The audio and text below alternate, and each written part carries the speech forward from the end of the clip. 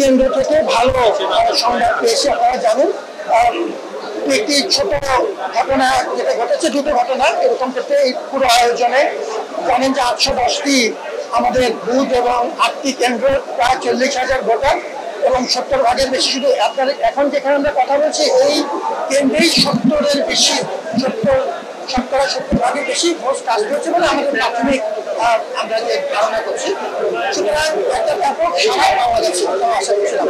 একটা ক্ষেত্রে যেটা হয়েছে যে আমাদের এটা কার্জন হলের ক্ষেত্রে, আমাদের হলের ক্ষেত্রে ভুলক্রমে অনিচ্ছাকৃত দুটো আমাদের ব্যালট চলে গিয়েছিল। তো সেটি যিনি ভোটার ছিলেন তিনি অত্যন্ত এটি খুশি মনেই আবার ভোট দিয়ে শান্তিপূর্ণ নির্বাচন হয়েছে। কিন্তু যেহেতু এরকম একটি প্রশ্ন এসছে, আমরা সঙ্গে সঙ্গে পুলিশ অফিসারকে গ্রেপ্তার করে নিয়েছি এবং আমরা এখন সেটি সিসিটিভি ক্যামেরা যেহেতু পূর্ণ কাভারেজ আছে, সেটির ভিত্তিতে আমরা প্রয়োজনীয় আবার এটাকে তদন্ত করবো এবং যদি কোনো ত্রুটি কারো থাকে ন্যূনতম আইনানুগ ব্যবস্থা নেওয়া হবে। দ্বিতীয় যে ঘটনাটি বলছি সেটি হলো যে আমাদের রোকেয়া হলের ক্ষেত্রে এটি পিএসসির কেন্দ্র। এখানে যেটা হয়েছে বেশ কিছু ক্ষেত্রে ওই ব্যালটগুলো তিনি ভেতরে ঢুকলেন, আমাদের যিনি ভোটার ছিলেন তিনি বেরিয়ে আসার পরে বললেন যে একটা ব্যালটে 8 থেকে কাটতে আছে। তো যেহেতু তিনি আগে কোনো অভিযোগ করেননি, কিন্তু পরে বেরিয়ে এসছেন, সেটিও শান্তিপূর্ণভাবে বদলে দেওয়া হয়েছে এবং করা হয়েছে।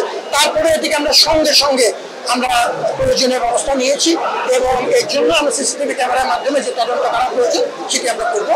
এই ব্যাখ্যাগুলো সংশ্লিষ্ট আমাদের যে রিটার্নিং অফিসার আছেন তারা আপনাদের আরো বিস্তারিত বলবেন। আমি যে কথাটা খুব পরিষ্কার বলেছি, এটি আমাদের শিক্ষার্থীদের প্রাণের দাবি, এখন সেটি দেশের দাবিতে পরিণত হয়েছে। এবং আমরা আমাদের শক্তি হচ্ছে পূর্ণ স্বচ্ছতা।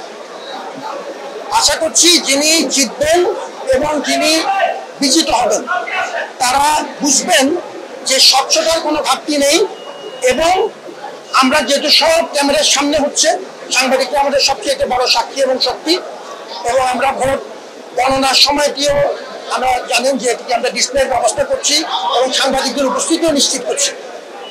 এই ক্ষেত্রে তাদের মনে রাখতে হবে যে বহুদিন পর একটি গুরুত্বপূর্ণ গণতান্ত্রিক প্রতিষ্ঠানকে আমরা সক্রিয়